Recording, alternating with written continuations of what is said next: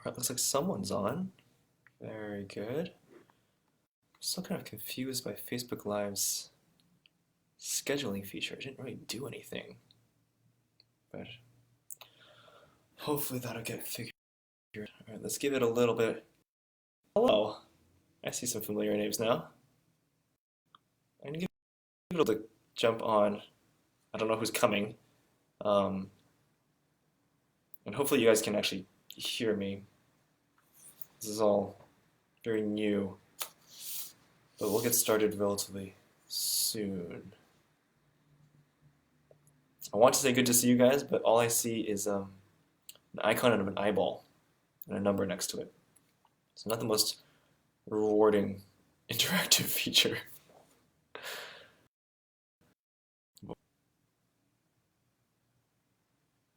So on that note, please feel free to comment as much as possible, because otherwise I really have no idea if I'm talking to anyone.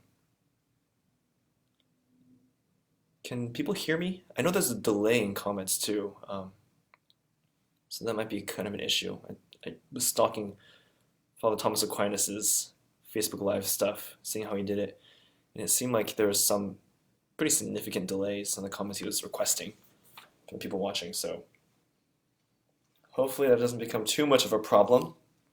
If this doesn't work that well, we can just go back to using Zoom, but I was hoping this would make things more accessible for people, besides so not requiring them to install stuff on the computer and getting all these last minute emails like, oh, which app do I get and how does this work and blah, blah, blah, and stuff like that. Okay, all right, there's a couple people here. That's good. I guess we can just get started. People will jump on. All right, cool. Thank you. Nice to see you, Andrea. All right.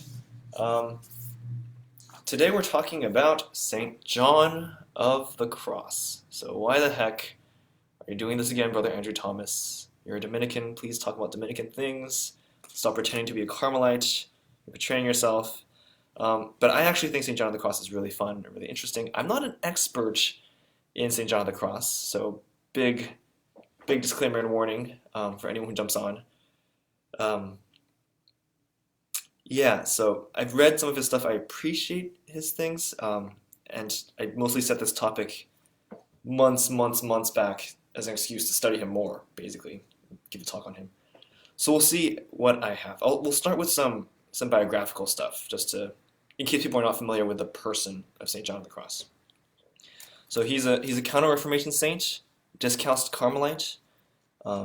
From the 16th century. He was born in 1542 near Avila in a really poor family, actually. Oh, nice. Someone from Arkansas. That's really unexpected. It was in 1563, so it looks like when he was 21 that he actually entered the Carmelites. And interestingly enough, his name was not John of the Cross initially. It was John of St. Matthias, Juan de San Matías. He entered the University of Salamanca in Spain. If you guys don't know, that's actually a pretty significant, Thomistic school. A lot of really important Thomistic theology is written there. So that's actually part of the reason why I like John of the Cross, is that he did a lot of studies of St. Thomas Aquinas, and it kind of shows, I think, in his writing. It was only a year after his ordination that he finally met Teresa of Avila. I think he was visiting his family in Medina, and he met her, and she convinced him to join the Discalced party, and join this attempt to reform. He was originally thinking of leaving already after only 1 year of priesthood as a Carmelite. He was already thinking of jumping ship, I guess, and becoming a Carthusian. If you guys are familiar with the Carthusians, there's a movie called Into Great Silence about their way of life. They're super strict. He just wanted to be contemplative, and I guess he found that the Carmelites at the time weren't sufficiently contemplative enough. So he was like, nope, I'm not going to do this anymore. I'm going to go live in a cell and just pray in my cell, not talk to anyone except for once a week. I think is what they do. Pretty much all your time is spent in your cell, which is much smaller than the room that you see behind me, and in the chapel. So he was thinking of doing that. He meets Teresa of Avila, and she says, "You don't have to leave the Carmelites to find a truly contemplative life. You can help me kind of rediscover that within the order through his efforts of reforming it from within." She had already heard about him, I think, given he was pretty well known in school for his learning, his austerity, his devotion. People had a pretty high opinion of him already at the time when he was still just a student. So when she finally found him, she was like, "This is the guy. He's the one to do the reform for the men, for the friars." And so it was in 1570, so that's around 2 years after he had met her, that he actually begins the Carmelite reform of the friars, and he takes the name John of the Cross, Juan de la Cruz. Okay, one last thing on his life that I think is pretty important for us right now. 1577, so this is around 7 years into this effort of reforming. I think it's actually the second time it happened, but the first time it was extended. He gets kidnapped and put in prison. In this case, it's the prison, the monastery prison of the Calced, or the non-reformed Carmelites. They thought that he was doing something disobedient, and they probably saw it as something vicious and wicked, and proud and arrogant of trying to work on this reform. So they kidnapped him and imprisoned him for 9 months. He was in a cell, different accounts when I was reading, say either 9 by 5 or 10 by 6 feet. Anyway, not really big. I think all the light that was in the cell was basically going through one crack in the wall. And he had nothing but a breviary. So he was alone basically for 9 months. They would let him out to walk occasionally, but alone without the sacraments. This is a priest, and he wasn't able to say mass for 9 months in the prison of a monastery of people who used to call brothers.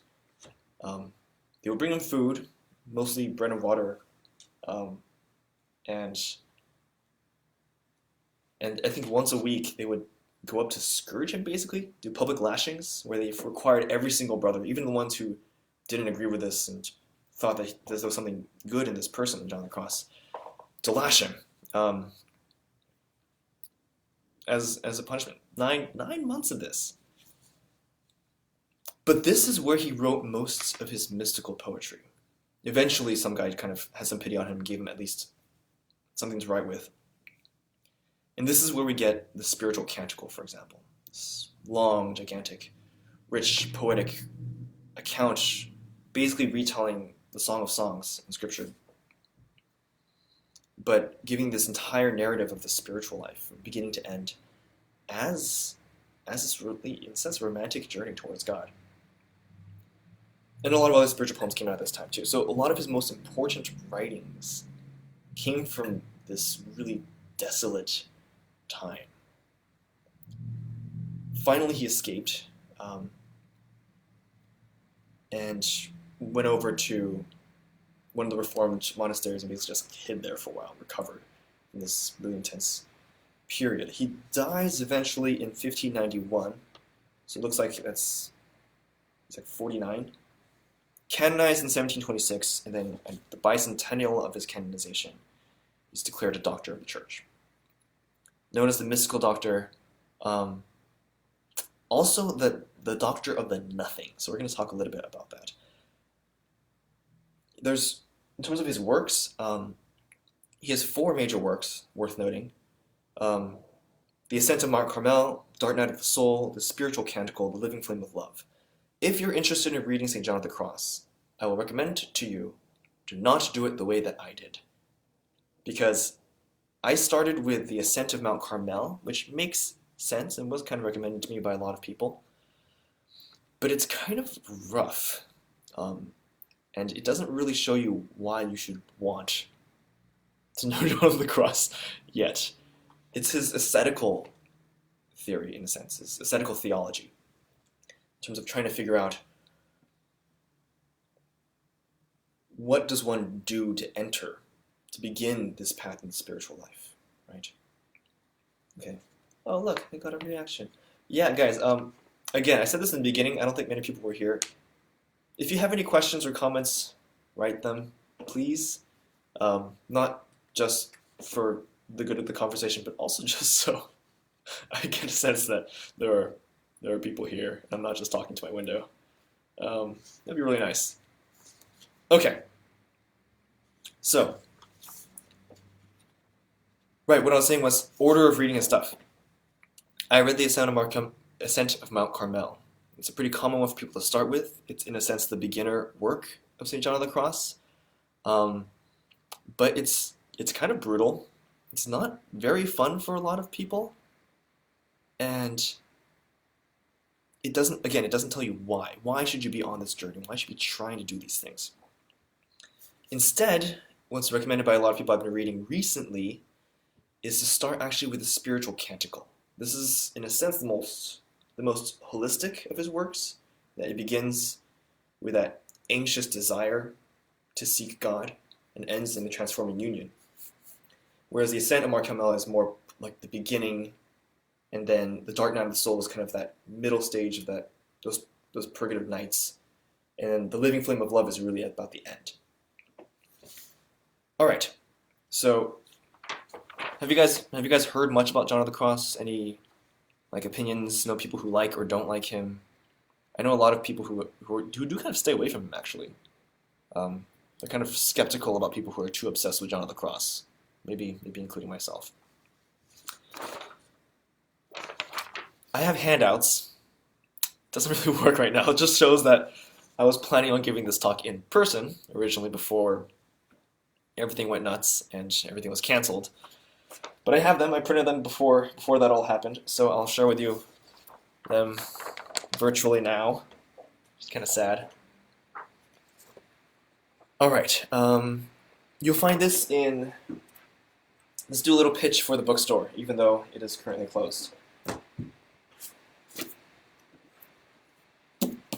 In the bookstore of Holy Family Cathedral, the St. Paul's Corner, you'll find this. This is all of the works of John of the Cross, including different versions and different editions of his poetry, and all of his letters and stuff. It's not actually a whole lot.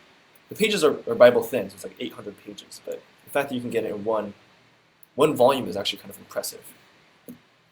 Collected Works of John of the Cross, you can get it here, and this little drawing map I'm showing you guys. You find this in here in the Ascent of Mount Carmel. Hi Diane, thanks for joining. Okay, and then I think for an introduction to him, this is a really good book. Father Gabriel of St. Mary Magdalene, he's a favorite spiritual writer of mine. This is his work specifically on John of the Cross, although he writes in other Teresian Carmelite stuff too. And a big thing for him is basically arguing that John of the Cross is for everyone, not just for nuns, not just for Carmelite friars, but for everyone. Okay, good idea. I've never used Google Classroom. I know my sister's using it. She's a teacher. I know she's using it, so we'll see. I might see if I can just upload it on the parish page too. So we'll give that a shot. Back to this. This has a lot of the important key principles that really make St. John of the Cross St. John of the Cross. I think this is also why people are scared of him, and people don't like him. So we'll walk through it in a little bit. This is a drawing of the Ascent of Mount Carmel. Okay. It's kind of hard to tell how this is a mountain, so I'm not really going to explain that to you in too much detail. The important things to know is that this is the top. These are 3 paths. And the idea is that these two, this one and this one, don't get to the summit. Only this one does. So he calls these two here, I don't know where I'm pointing, the way of the imperfect spirit. Here you'll see it says goods of earth, so kind of a sensible possession, sensible joy, sensible knowledge, consolation, and rest. None of this, so neither this, nor this, nor this, nor this, nor this, none of this leads to what we actually want. He pushes it even further, which I think is actually the fascinating part of John of the Cross. This is not that unique. This, not everyone's willing to say. The goods of heaven also are not what we're looking for. weird. It's like a spiritual glory, joy, knowledge, consolation, rest. Not even this. The way we're looking for is the path of Markham, the way of the perfect spirit.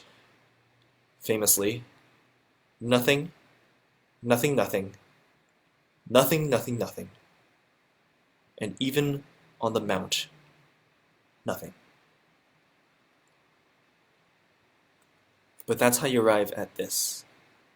It is nothing but, that's the important part, nothing but the honor and glory of God. That's what dwells at the top of the mountain. That's what we're looking for. That's really the goal here. Okay? Yeah, I'm going to try that. Let me see if I can upload anything here. Although I don't see an option for files. Maybe the best I can do is link you guys to it. Sorry for typing noises.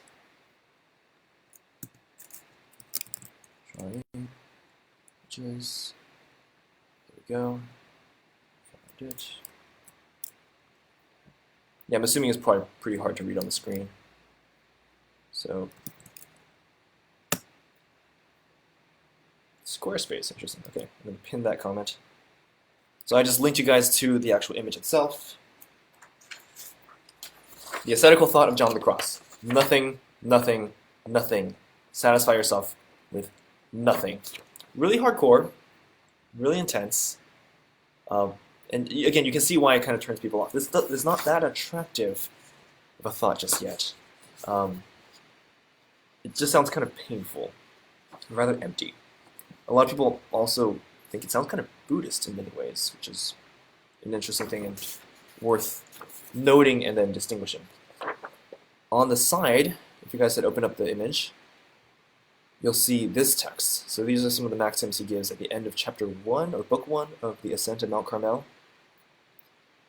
In some way rather beautiful, but also very intense. I'm just going to read this out. Oh, Gabby. To reach satisfaction in all, desire satisfaction in nothing. To come to the knowledge of all, desire the knowledge of nothing. To come to possess all, desire the possession of nothing. To arrive at being all, desire to be nothing. To come to enjoy what you have not, you must go by a way in which you enjoy not. To come to the knowledge you have not, you must go by a way in which you know not. To come to the possession you have not, you must go by a way in which you possess not. To come to be what you are not, you must go by a way in which you are not. When you delay in something, you cease to rush toward the all. To go from the all to the all, you must deny yourself of all in all. And when you come to the possession of the all, you must possess it without wanting anything. In this nakedness of spirit finds its quietude and rest. In this nakedness, the spirit finds its quietude and rest. For in coveting nothing, nothing tires it. By pulling it up, and nothing oppresses it. Nothing tires it in pulling it up. Nothing oppresses it in pushing it down, because it is in the center of its humility. So I was kind of confused by those line breaks. Want nothing, seek to know nothing, possess nothing, and be nothing.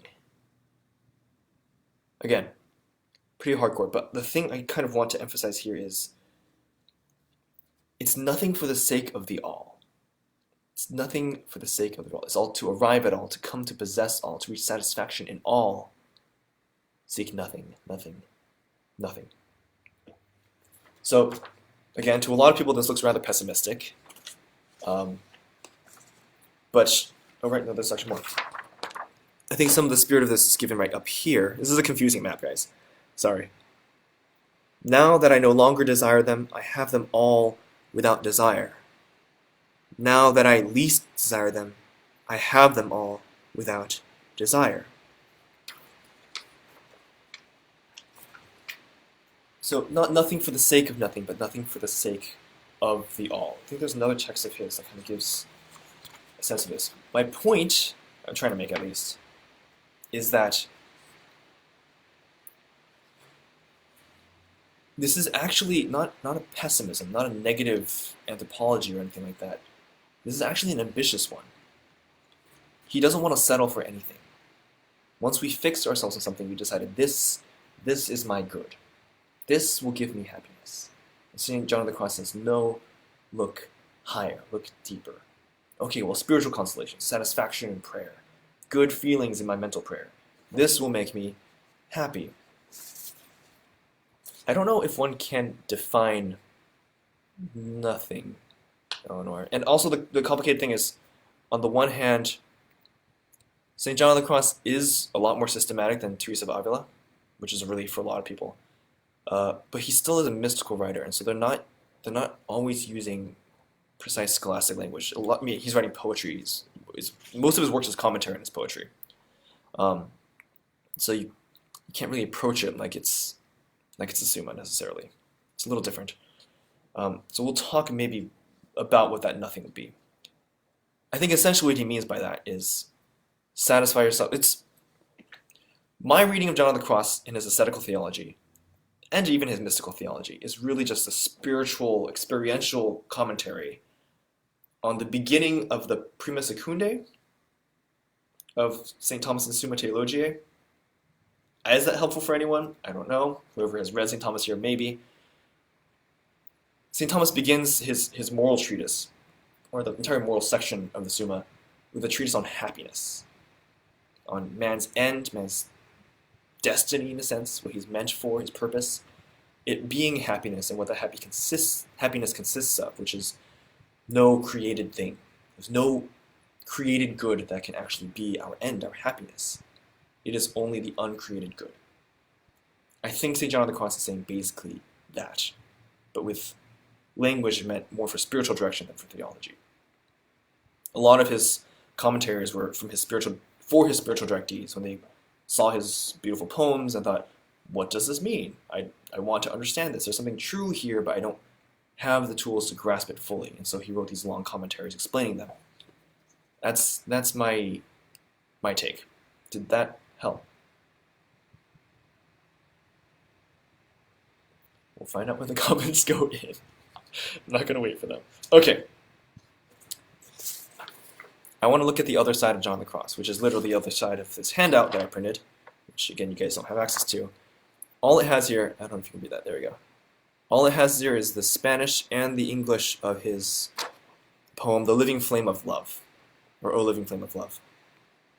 It's very different from his ascetical thought, but it's actually essentially the same. So the ascent of Mount Carmel is the beginning of the path, right? It's what does one do? What does one actually choose? So this is more focusing on person as agent.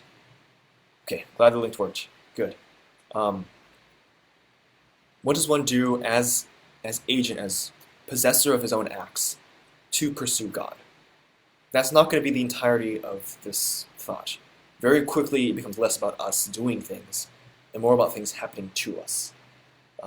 We'll get to this when we talk about the Dark Nights. But the living flame of love is taking all this from the opposite angle. It's looking back at all these events, back at the entirety of the writer's spiritual life from the perspective of the end, from the perspective of having arrived at the closest we can get to that happiness in this life, in a sense like the possession of the uncreated good, of being united to God, just barely not in heaven in a sense, if that makes sense. So let's look at that. Hopefully you guys can just look it up in another tab. It's actually really beautiful, but I'll read it out loud. Although all this reading out loud is going to make this take a long time. So I had the Spanish in there so you can get a sense of the actual poetry and the meter and the rhyme, but I don't think we have time for that because I don't want to go as long as my last talk did. So, O living flame of love, that's the nice one. O living flame of love that tenderly wounds my soul in its deepest center, since now you are not oppressive, now consummate, if it be your will, tear through the veil of this sweet encounter. O sweet cautery, O delightful wound, O gentle hand, O delicate touch, that tastes of eternal life and pays every debt. In killing you changed death to life. O lamps of fire, in whose splendors the deep caverns of feeling, once obscure and blind, now give forth so rarely, so exquisitely, both warmth and light to the beloved. How gently and lovingly you wake in my heart, where in secret you dwell alone, and in your sweet breathing, filled with good and glory, how tenderly you swell my heart with love.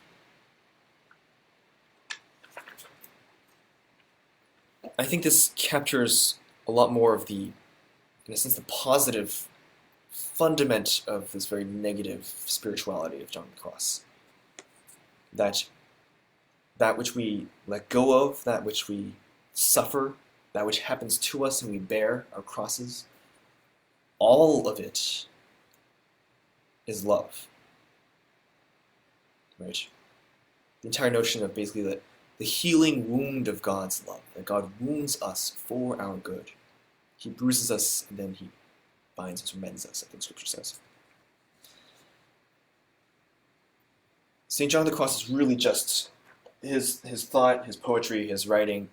It's the writing of a person madly in love with God. That's how I see it. And just therefore, in a sense, frustrated with attachment to anything else. Right? This doesn't mean he was like a really miserable person. He was actually known for being very, very kind, very gentle, doing a lot for the poor. Right? Virtue and goodness towards others is a part of this, but he's not seeking the satisfaction of it, the glory of it. He's doing good to others because that's what the love of God, in a sense, impels him to do. So, the immensity of love, the kind of the soul satisfaction of union with God, who alone is worthy of our love. That's what drives his negative thought. That's what drives him saying, nothing else. Satisfy yourself with nothing else. Okay, I think that's good. Oh, and also, good to know also that in the transforming union described in The Living Flame of Love, he also talks about how the suffering, in a sense, ends. There is a pleasure that comes. You don't have to be attached to the pleasure, but God gives it anyway. So now you are not oppressive, now consummate, he says. Once obscure and blind, now give forth so rarely, so exquisitely, both warmth and light to the beloved. Imagery that St. John of the Cross uses a lot. Wood, burning, interestingly enough, in the sense that the purgations we go through, the fire, the heat is always divine love. But when we're not disposed to it, when we're not ready for it, that's when there's all the smoke and the crackling, and it's just not ready, because the wood's not dry yet. But once it's been disposed, then there's this warm glow, and the wood itself becomes more properly the fire, as opposed to fighting against it. It's kind of the imagery he tries to go for seeing how the purgative, the painful parts of the spiritual life are not essentially different from heavenly joys, in a sense. But all of it is really just divine love working in us for our perfection and for his glory.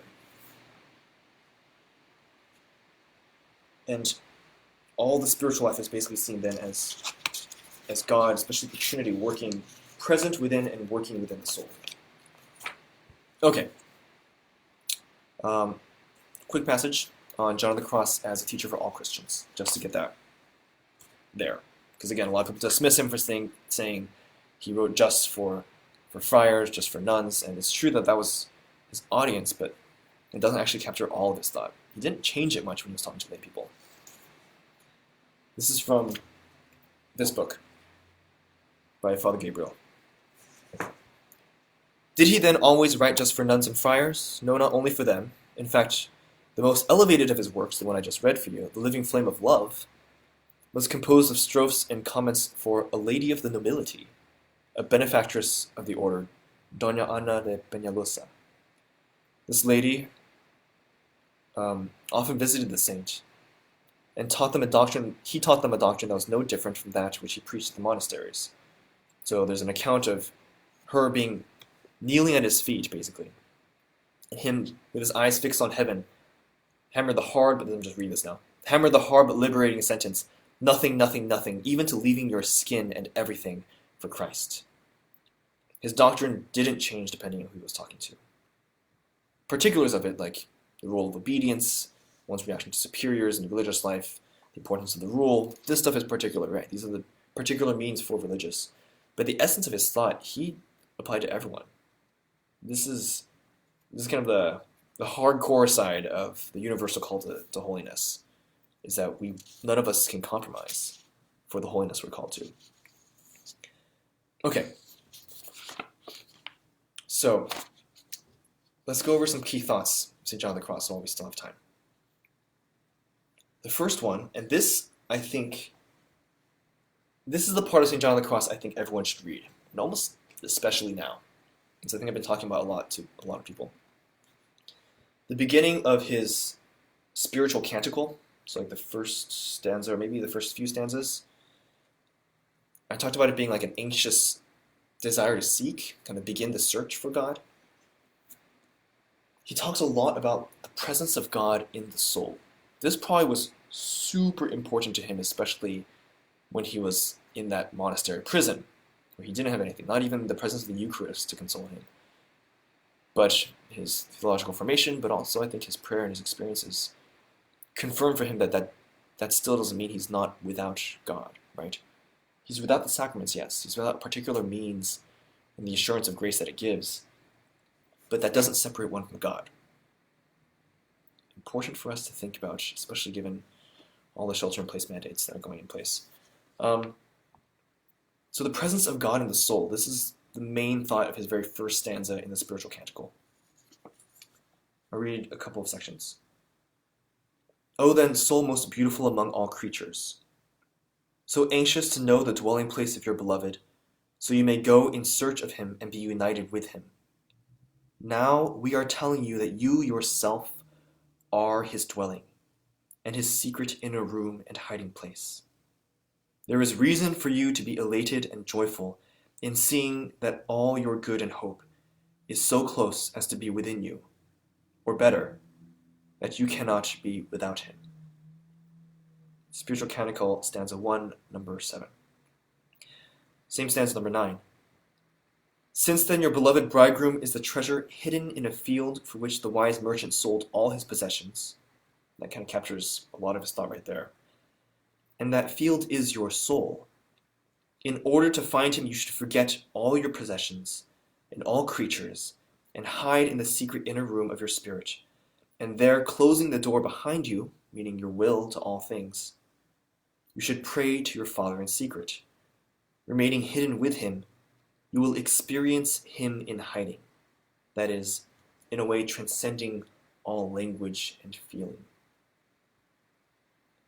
That last part also shows that St. John of the Cross's spiritual thought, spiritual theology, actually lines up with a particular speculative theology, a negative theology of we can never actually fully understand God.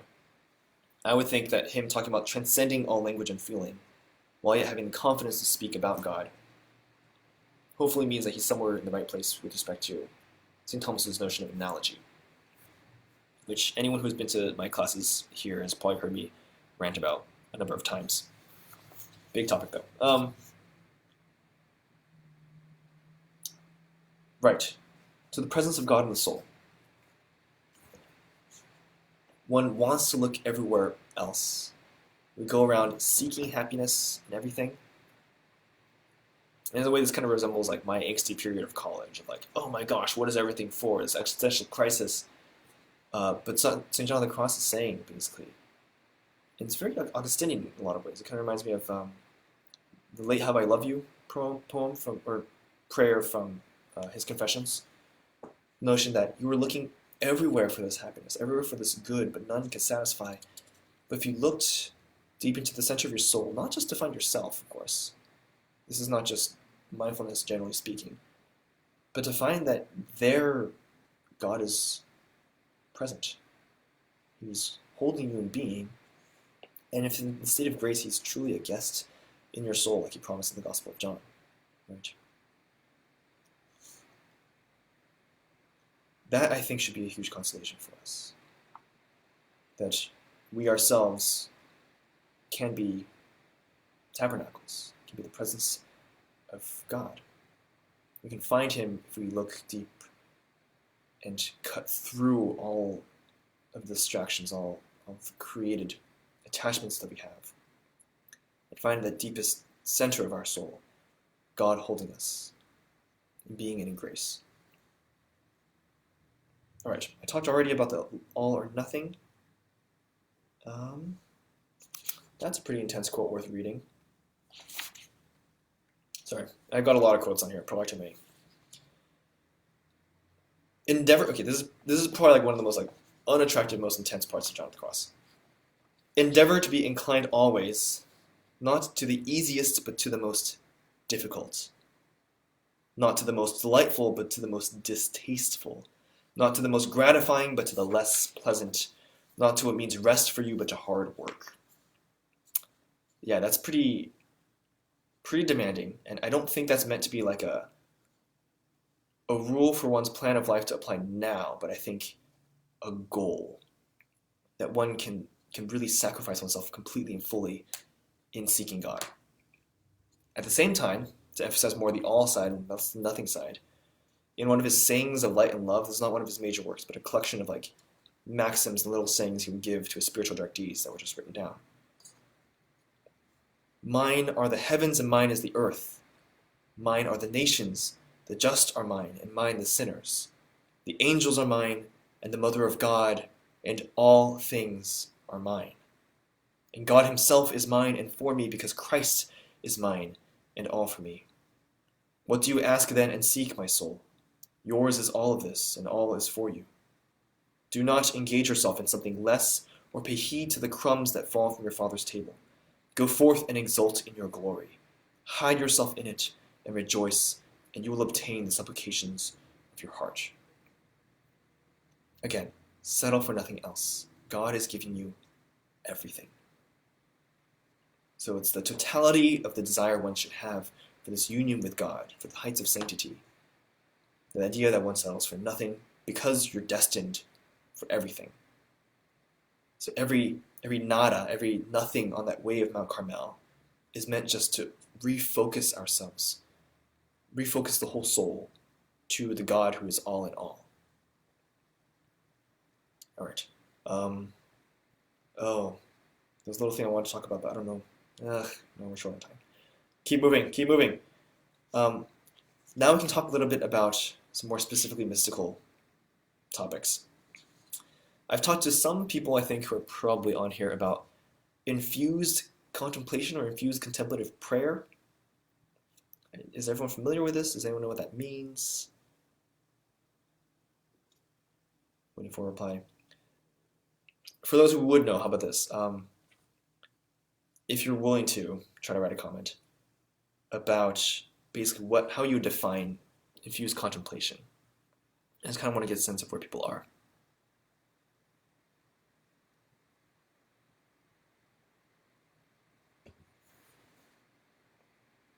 There's a lot of different texts talking about this, but not a lot that give concrete definitions.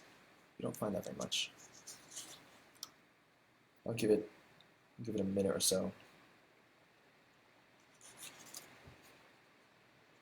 If you guys are responding. No clue. All right. Very honest. Very good. So maybe not that familiar of a topic to everyone. Okay. We'll move on. So infused contemplation. In terms of the growth of one's prayer, there's kind of classic stages that the church has talked about, that you find a lot of writers. People talk about vocal prayer, mental prayer or meditation, and contemplation. The word contemplation is used in a lot of different ways, which is why there's some theological controversy over what it actually meant in some of these writers. So vocal prayer being prayer with recited words, mental prayer being basically spontaneous prayer, just speaking to God out of your own heart, out of your own sincerity. Contemplation is when prayer kind of goes beyond words. No longer is it about us speaking, but simply gazing upon God. But again, this can mean different things. So there's some people who talked about contemplation as acquired, that one achieves it through practice of prayer, and that it becomes this thing that anyone can just do just with the right amount of practice of simply being in the presence of God and looking attentively at Him. Most of the people I read, at least, and that I agree with, don't think that's what John of the Cross and St. Teresa of Avila are talking about. It is true. Nothing about that statement is false in terms of what infused contemplation is, except the key part is not there. The key part is actually, in a sense, certain, depending on who you ask, passivity. So mental prayer, vocal prayer, these are active on our part. We're doing them and thinking and trying to do these acts of love in my prayer to tell God that I love Him and desire to love Him more. Infused contemplation is the Holy Spirit interceding for us when we don't know how to pray, right? With groanings, inaudible groanings, or groaning beyond words. There's lots of different translations for that passage from Romans, and I always get them mixed up, unfortunately. But that's, I think, the key part here is the passive element, because God Himself is working now directly in us. He's sort of taking over. He's taking the wheel, if you will. Here's where the gifts of the Holy Spirit start to take over from the virtues. The image that some spiritual writers have talked about this is, as opposed to like rowing the boat to get to the destination, this is now about the wind blowing the sails. And when rests, but is still voluntarily involved in this motion, but the motion itself starts from God, and the directing one is God, not so much one's reason. And that I'm going into too much. Let's back up a little bit. I'm just going to read. Yes, as much as that makes sense, it should sound a little kind of paradoxical and contradictory. All right. So, sorry, that was a response to Eleanor saying, is it a kind of active passivity, which is true. It's not absolute passivity. That gets to a heresy called quietism. But the idea is that it's less us, more God. Whatever that look like. And it's not easy to talk about precisely, which is why a lot of mystical writers try and explain this experience, resort to much more figurative, experiential language, or poetry. Okay. So talking about prayer in general, talking about specific mental prayer, John of the Cross says, it should be known that the purpose of discursive meditation, so this is not contemplation yet, on divine subjects is the acquisition of some knowledge and love of God. Elsewhere he just says like a loving knowledge of God. This is the idea. It's primarily intellect and the will. Not in the passions. Not in the emotions. It's going to be very important. Contemplation, he says, is nothing else than a secret and peaceful and loving inflow of God, which, if not hampered, fires the soul in the spirit of love.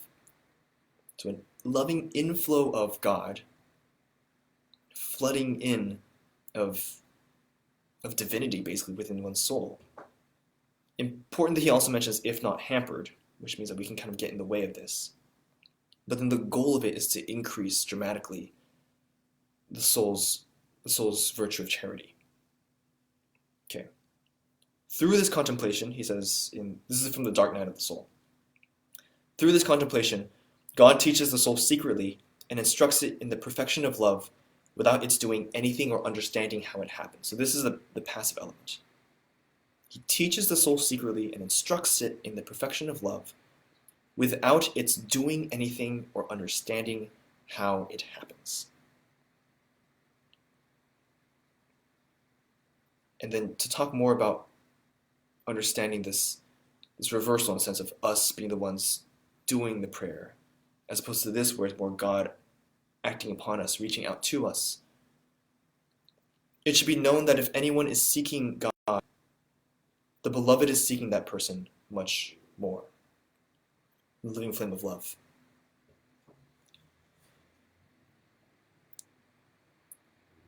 Infused contemplation is kind of, in a sense, good question. Not an easy one, and one I'm still trying to figure out. So, some theologians that I've been reading, and probably perfectly reasonably, tie this notion of infused contemplation to the gifts of the Holy Spirit. we don't talk about the gifts of the Holy Spirit that much. Eleanor has heard me rant about them many a time. So you're going to hear me rant about it a little again. But this requires us to ask the tough question about what is the interaction between human will and divine will. There's lots of different levels for this, and Thomas Aquinas actually has a really uncompromisingly difficult answer to this question. A lot of people have tried to simplify it, but the problem with simplifying something that's essentially mysterious is that you usually end up being a heretic, to be honest. Like, simplification of the doctrine of the Incarnation is how we have Arianism, or Docetism, or even Nestorianism. These are easier answers, as opposed to clinging to that which seems contradictory, but isn't essentially. We just don't know how it works yet, which is the actual hypostatic union of the divine and human nature in one divine person. Similarly, now, in an analogous way, we can talk about the union or the interaction between these wills, between a human will and a divine will. We can look at Christ, actually, for this, because Christ himself... Oh, dang, I lost the opportunity to... Oh, it's fine. There's a teaching of the Church that is immediately... It's a corollary of the doctrine of the Incarnation, properly understood, that Jesus has two wills. This is kind of crazy sounding, and it sounds maybe slightly schizophrenic to most people. But it actually follows just straight from the notion of his two natures, because will is a faculty, right, of a nature. There's a divine will and there's a human will. Those are distinct things. And to preclude one of those, or to say that it's not present there in the person of Christ, who is the Word made man, is then to diminish the fullness of his humanity or his divinity. But those wills weren't competing. They were working together. One is obviously subordinated to the other. The human is always subordinated to the divine, but it doesn't make him not free. The way St. Thomas Aquinas talks about this, generally speaking, is God moves things according to their nature naturally. God, in a sense, makes this handout fall onto my lap. Nature makes it fall onto my lap. But he's a transcendent cause. He's the one who gives nature that power. And so you can attribute that cause to him too. In a obviously different and yet similar way, he'll talk about human will also. That he moves voluntary creatures, voluntary actions, voluntarily. He moves us according to our freedom. And then this gets pushed out further into actual grace and the divine help. This gets pushed out even further to how the gifts of the Holy Spirit work, where the motion begins from God without ever not being voluntary on our part. I don't know how much more I can go into this, because I'm in probably waters too deep for myself. This is a huge controversial theological topic that I haven't studied sufficiently. And also we're already at 50 minutes. Wow, okay. Good question. How are souls free in heaven? I guess free is maybe not the right word. If free means being able to choose. We're not able to choose our good in heaven. We're presented with the one good that we want. There's nothing else. It's just God. There's no reason for us to look for anything else. We can't reasonably look towards anything else. But it's voluntary. It's still according to our will, because it's exactly what our wills are meant for. According to the manner in which we choose to be passive in the sense of allowing to be moved. I don't fully understand what you're asking there.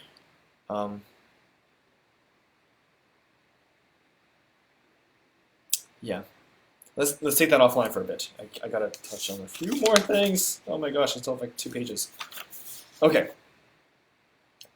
St. John of the Cross also gives signs of transition into infused contemplation. That one is in a state of this more active prayer, of mental, discursive prayer, thinking about God, making acts of love. And that transitions into infused contemplation, and you know how by these 3 different ways. Him saying hampering it means basically you're clinging to this active thing of, I have to do it this way even when it's hard, even when it's not working. We'll give some nuances there. Where he says that if you simply let go of your attachment even to that form of prayer that was so consoling to you before, and let God, in this kind of terrifyingly unknown way, move you in your own prayer, even that most intimate part of your soul, then he'll be able to do great things to you and with you. Okay, so what are the signs? Sign number 1: a lack of consolation, no consolation, either from creatures or things of God, he says, which is really interesting. I think this is pertaining to the heavenly goods and the earthly goods we saw on the Ascent of Carmel. But the soul is pained by their own lack of service to God. So not having those consolations doesn't mean that they don't want to serve God, don't want to love God. In a sense, because of that, it's actually really anxiety-inducing, kind of frustrating is a huge understatement. It's a painful state. And the third is that one can no longer meditate anymore through the imagination, discursive reason, but can find satisfaction in quiet, loving attention toward God. So when you try and you can't meditate, I gave a talk on mental prayer a week ago, so if you want more details on methods of mental prayer, you can look at that. It's a long video, I'm really sorry. Then one has to let go and allow God then to start working within one's own soul, within one's own prayer. This is immediately tied to another topic, which is the dark nights. This is a famous thing for St. John of the Cross. This is usually what people think of when they talk about him. The dark nights pertain to the 3 classic ages or stages or degrees of the spiritual life. So I don't remember what those are. Is that familiar? There's different ways of naming them. And the 3 things, it depends on who you ask. I'll leave that for later. Write it down if you can. And if the delay is not unbearable. So there are three ages. The dark nights, there's 2 of them, the night of the senses and night of the soul, mark then the transition. It's a transition period between these ages of the spiritual life. My take on these ages, by the way, is that we maybe need to think of the beginner age. So the obvious way of describing it is the beginner, the proficient, and the perfect. This is kind of the more classic one. This is one that St. Thomas says, too, in his question on degrees in growth and charity. But the other language, I think, that comes from John of the Cross more so, although he doesn't say that much, actually, maybe comes afterwards. The purgative, the illuminative, and the unitive. The purgative stage being more focused on us detaching ourselves from sin, especially mortal sin, but also deliberate venial sin. The illuminative being that beginning of God shining that light of contemplation on us, and then the unitive being that perfection of that which was already begun after the first dark night. Okay, so you have purgative. This is the more active part. This is the Ascent of Carmel. This is us doing things, growing in virtue, and doing penance to detach ourselves from creatures. Then the first dark night, passive purification is another name for it, happens right there. The night of the senses. Why passive purification? Why passivity? Why do we keep talking about passivity when we're talking about the mystical life? Basically, because we can't do it on our own, is the idea. The goal we're aiming to is one that we can't actually arrive at. It's kind of the sort of beautiful but very existential reality of the Christian life, is that we are given a goal that we cannot achieve by ourselves. We can with the help of someone else. In this case, God. Well, and everything I'll say about would be God. So we're trying to detach ourselves from created things. We're trying hard to perfect ourselves as best we can by our own strength. And yet we can't do it fully. We can't go deep enough. So then God takes over. He says, all right, this is taking too long. Don't worry, I got this, but watch out, it's going to hurt. These are the dark nights. These are the passive purifications. The first one being of the senses has to do with sensible consolations. So the first one being then a loss of the consolation for meditation and the inability to do it. The dark night of the soul is something much deeper, so we'll read a little bit on that when we get to it. All right, so beginning stage, the purgative stage, intentionally growing. Perfection is already there, so I think beginner doesn't mean just like anybody. It still means someone who's intent on growing in sanctity. If one doesn't have that yet, they're not really on the list. It's my reading of it. One still has attachment to consolations, sensible goods, and honors in this stage. There's often a lot of pride. He has a section in Dark Night on spiritual pride in beginners. And one finds consolation in pious thoughts and meditation and spiritual exercises. Then the Dark Night happens. One can't find those consolations anymore. One finds themselves weak, and therefore one's stripped of that pride that they had in their zeal for going in holiness. But then they find out it's not just about what I can do, it's about what God does in me. And they let go, and they can begin the life of infused contemplation. It's not that frequent necessarily, but it starts happening here. Then we get to the stage of the proficients. Once begun the life of contemplation, they're at the illuminative stage of the life of the proficients. Here is actually a time of relative ease and comfort. There's a lot of different kinds of consolations coming after of that first purification, but a deeper sense of gratitude. Gratitude now for acknowledging the work of God in the soul, and a deeper desire then to grow in virtue as opposed to being attached specifically to exercises and to methods, for example. All right. I think I said that. Okay. I forgot to mention that the passive nights are called the passive nights because they're also juxtaposed to active nights of the soul, which is really just active purification. I want to make sure the terminology is familiar to you guys, for everyone who's on this. Active purification of the senses is voluntary mortification. It's penances, really. The active night of the soul is more the purification of the intellect, memory, and will through clinging by faith, hope, and love. That these theological virtues perfect these highest parts of our soul, in a sense by abandoning them to God, in that faith allows us to be not like putting down, not contradicting reason, but then abandoning ourselves to a truth that reason can't claim. Same with hope, especially given that entire existential anxiety I talked about before. That hope places our hope then in God's help, that God alone can help us to arrive at the goal he wants to give us. And then love being an attachment to the one good that we can't grab for ourselves. Okay. It purges us then of how we thought we knew of God with respect to the intellect and faith. Our memories of his favors is how he talks about hope. And our love for his gifts. So these are the things that are purged by this active night of the senses. Active nights of the soul. Okay, lots of terms. Finally, the dark night of the soul or the passive night of the soul. Kind of scary. A feeling of being rejected by God, unworthy of him, where the soul is convinced, really, that they will never regain his blessings. At the same time, there's a deep love and desire for God, but this desire is accompanied with an incredible pain in the soul. How long does it take? According to the Dark Night, it will last for some years, no matter how intense it may be.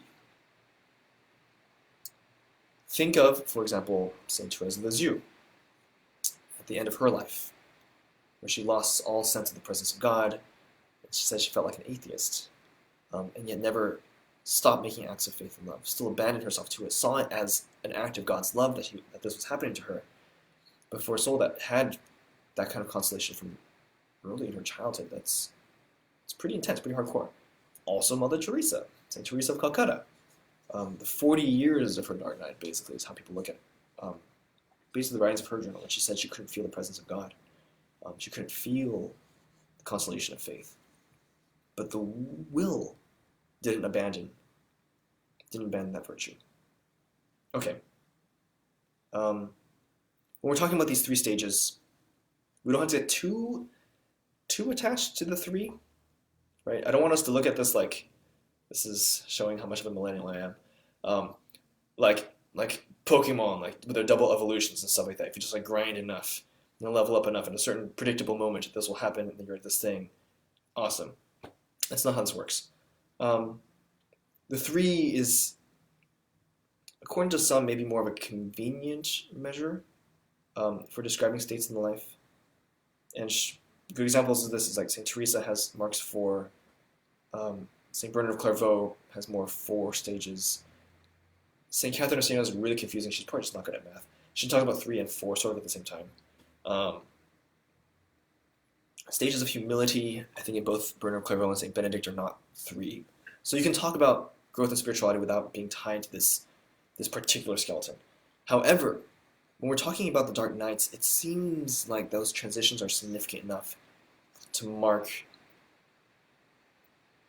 key periods within one's growth and sanctity.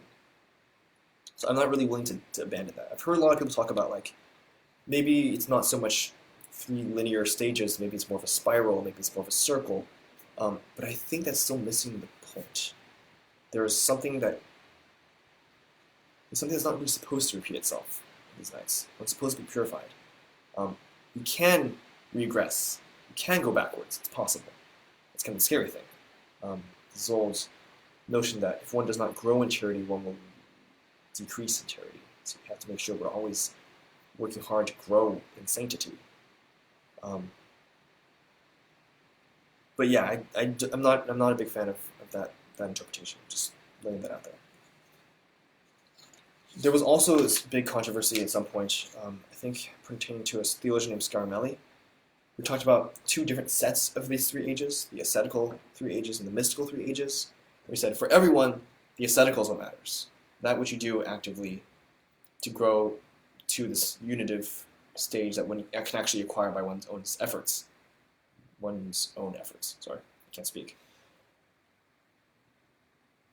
And then the other one being the mystical one. This is where you can throw in all the fancy Teresa of Avila, John the Cross stuff, but that's just for the special people. That's for basically Italian nuns who go through all these weird visions and locutions. But this is confusing what's ordinary and what's extraordinary with what's natural and supernatural. Eleanor, again, you've heard me talk about this and rant about this a whole bunch of times.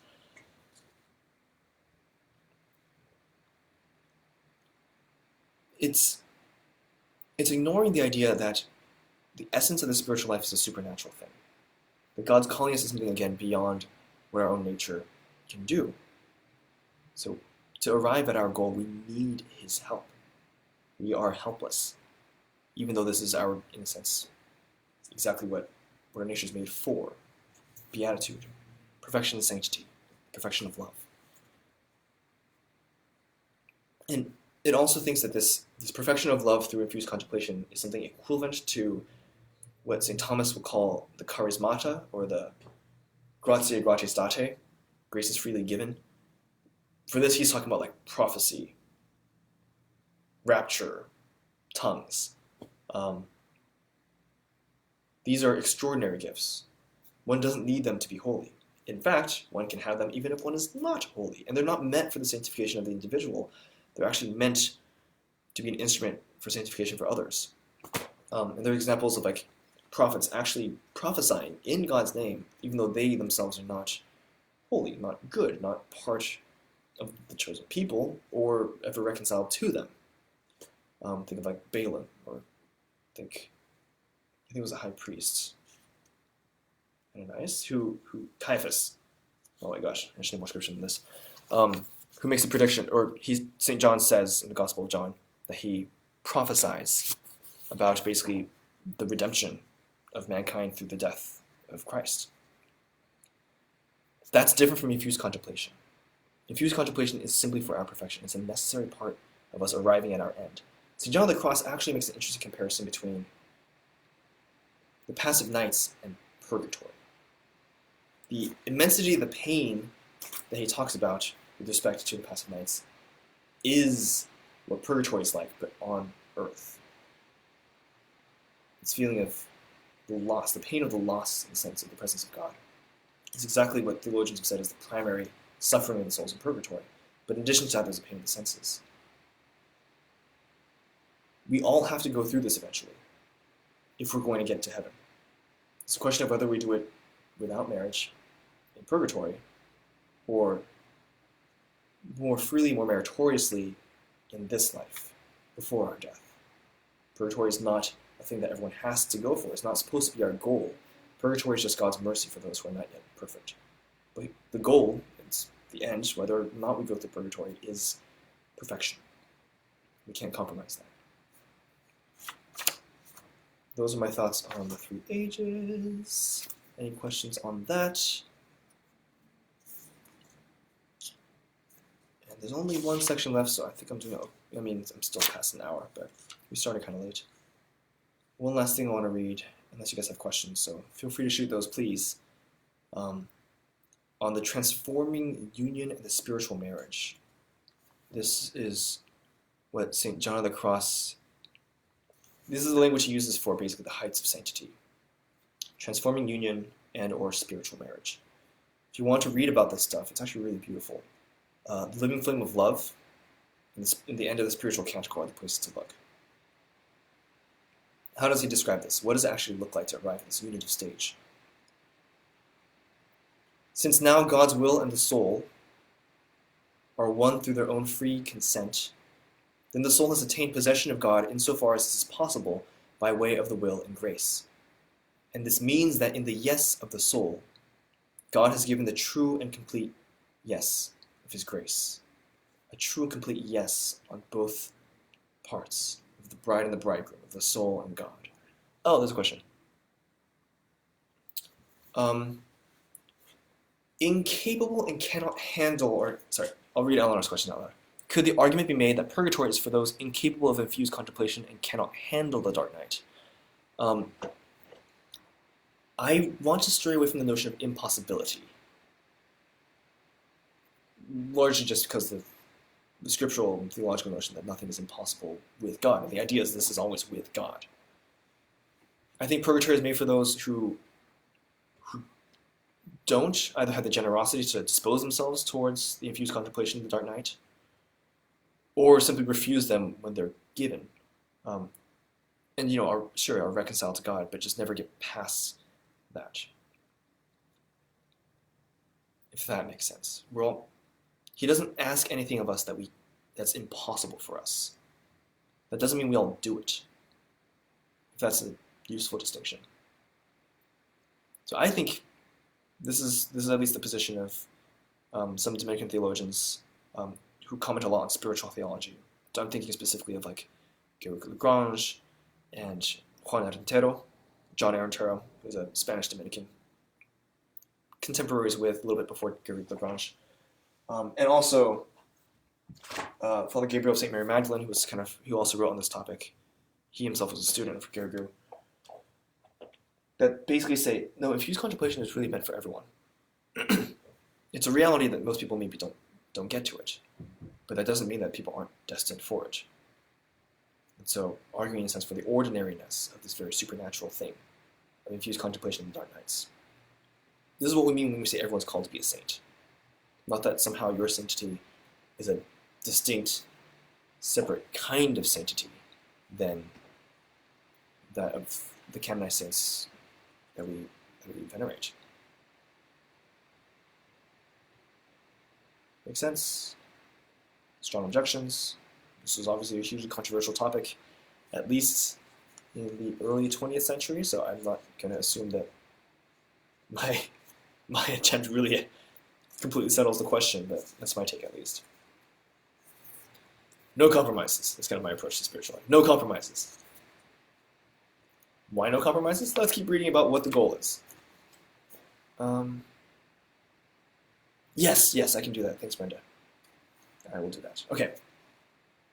2 more quotes. I just want to read some more from John of the Cross because he's going to explain it much better than I will. Again, we're talking about the spiritual marriage. Oh, how happy is this soul, which ever experiences God resting and reposing within it. He is usually there, in this embrace with his bride, as though asleep in the substance of the soul. It is very well aware of him and ordinarily enjoys him.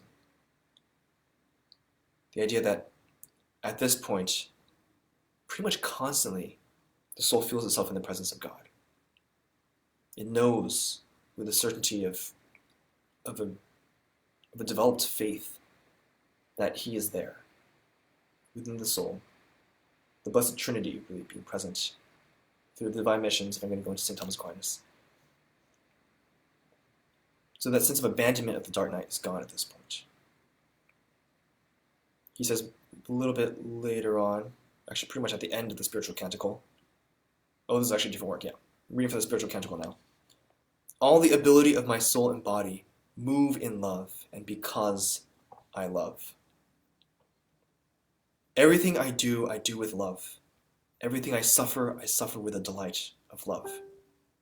Whether her work, so he was speaking in the voice of the bride of the spiritual canticle. So speaking of her now, whether her work is temporal or spiritual, the soul can always say, now that my every act is love. Happy is the life and state, and happy the person who attains it, where everything is now the substance of love, and the pleasure and delight of espousal. Beatitude. This is basically heavenly beatitude on earth. That's what we're meant for, even in this life. God wants a lot from us because he wants a lot for us.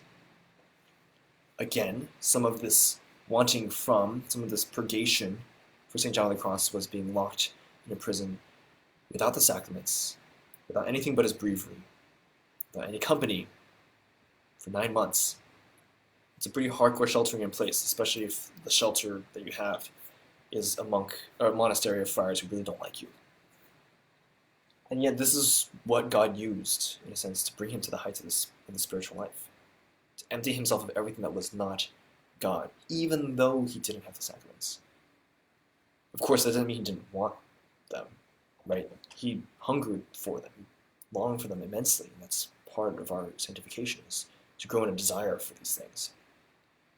I think it's often forgotten that, yes, the sacraments work ex opere operato, they have an efficacy of themselves, but their fruitfulness still depends in a sense on disposition, and our detachment from created goods and from sin, and our devotion, our fervor, our love, our desire for union with God, which is exactly what the sacrament's for.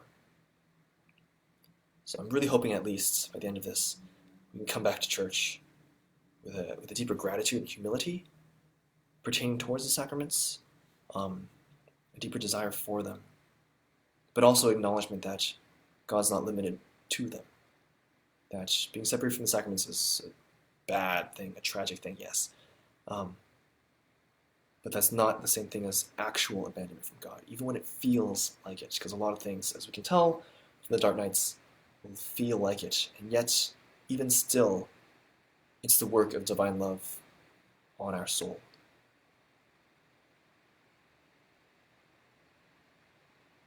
And rant. Let me mention the book works again, and I'll type it up. This is for Brenda, who requested that I do this. So, main work, if you want to read John of the Cross himself, it's pretty straightforward. So, the collected works of St. John of the Cross. A lot of his poems don't have commentaries. I forgot to mention that. So the 4 books I mentioned, Ascent of Carmel, Dark Night of the Soul, Spiritual Canticle, Living Flame of Love, these are all commentaries on his poems. Yes, Lily, it will be made public. Thank you for asking. Yes, I intend to do that. So those are the 4 works, commentaries on his poetry. The Dark Night and the Ascent of Markham are actually on the same poem, which is a poem called The Dark Night. But the Living Flame of Love and the Spiritual Canticle have their own corresponding poems that they're commenting on. He also wrote a whole bunch more, some that are really deeply theological, like on the Incarnation, on the Trinitarian processions, and they're immensely beautiful, actually. So I would highly recommend a person to look at that. He also has a bunch of maxims, like one that I read earlier, little sayings that he gave to his spiritual directees that I find are, they're like, it's like St. John of the Cross tweets. They're little bite-sized pieces of John of the Cross. So I highly recommend that for kind of getting familiar with this thought and some of his diversity. So, Collected Works of St. John of the Cross. That's the first one. If you look for that, you'll find it. This is like the critical edition. Father Gabriel, St. Mary Magdalene, Union with God. This is actually a relatively old book. I think it was published shortly after the Second World War. But it's back in print thanks to Sophia Press, and we have it at our bookstore, and you can find it online. So, Union with God according to St. John of the Cross by Father Gabriel of St. Mary Magdalene. It's very easy to read, and he's trying to show that John of the Cross doesn't have to be scary. So he walks you through the intimidating parts to get to the parts that's really beautiful. Another work that I grabbed and thought it and was reading, but I kind of prefer the other one, is Contemporary Challenge on the Cross by Leonard Dewin. This is by ICS, the same ones that did the critical collected works. And it goes through, a lot of his key thoughts with some really good sections on him, plus a biography.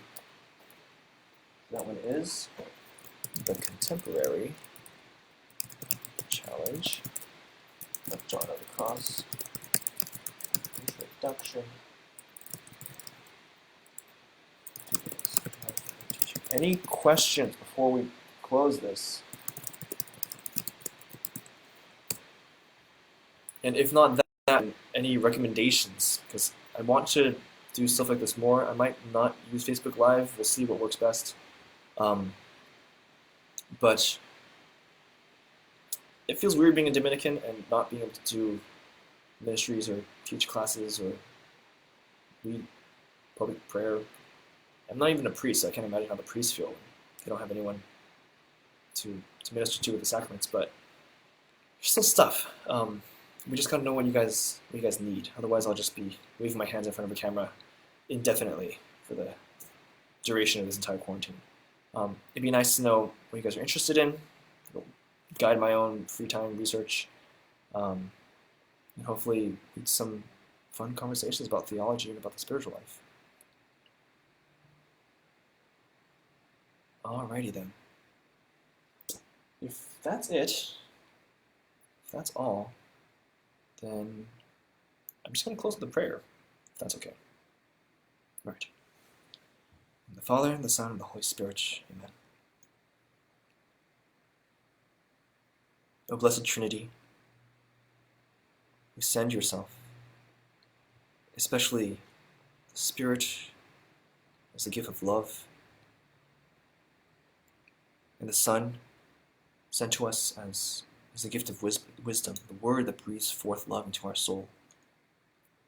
Be present to us now and constantly, every day of our lives, but especially in this time of solitude, separation, of anxiety, and uncertainty. Lord, we place in your hands our physical health, but above all things, our spiritual well-being. Because, O Lord, if we are with you, if we are united to you and abandoned to your most holy providence, death is only a door to beatitude. But that we might be able to approach our end with this kind of confidence and courage, we ask you to increase in us faith, hope, and charity. And purify us, O Lord, by our own generosity and virtue, our own works and our prayers. But above all things, through the fire of your purifying love that leaves no traces of imperfection, stains of created goods. Nothing, O Lord, left in our soul except for your glorious, your wonderful, your terrifying, and yet most adorable loving presence. Help us then, O Lord, to find heaven within our own souls, and that by this divine touch, to increase our desire for the heaven where you truly wait for us among all the saints. We pray that through their intercession, especially that of the Blessed Virgin Mary, refuge of sinners and hope of all Christians, that we remain strong, loving, humble, and at peace throughout this time. O Blessed Mother, Star of the Sea, pray for us. In the name of the Father, the Son, and the Holy Spirit. Amen. Okay. Thank you all for joining. That was kind of fun.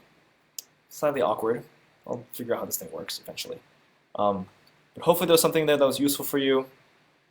It was a topic I had prepared for like 2 weeks ago, and it was not that fresh in my memory anymore. But again, let me know if there's anything you guys are interested in, or if you guys have any questions.